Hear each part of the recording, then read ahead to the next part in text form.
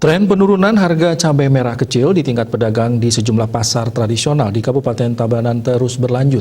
Penurunan kali ini sangat tajam hingga Rp40.000 per kilogram dari posisi sebelumnya. Penurunan harga cabai termasuk bawang merah dipicu mulai normalnya pasokan barang dari luar Bali.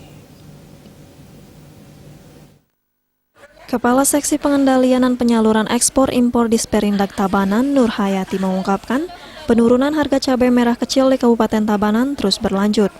Setelah diperdagangkan turun ke posisi Rp110.000 per kilogram atau turun Rp15.000 per kilogram dari posisi Rp125.000 per kilogram pada awal pekan lalu, kini harganya turun ke posisi Rp70.000 per kilogram. Menurut hasil pemantauan di tingkat pedagang pasar tradisional, harga cabai merah kecil ini sudah turun cukup tajam pada akhir pekan lalu.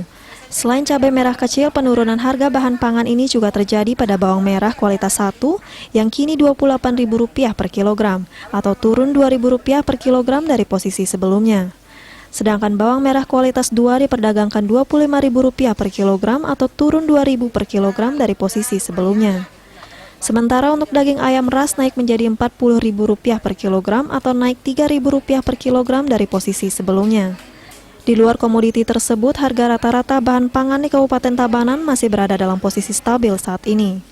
Nur Hayati mengatakan penurunan harga cabai merah kecil dan juga bawang merah di tingkat pedagang dipicu oleh mulai normalnya pasokan barang dari luar Bali, yang sebelumnya pendistribusian sempat terhambat karena kondisi cuaca buruk.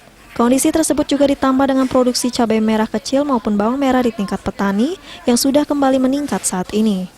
Meski harga cabai merah kecil mengalami penurunan cukup tajam, posisi harganya masih tergolong mahal.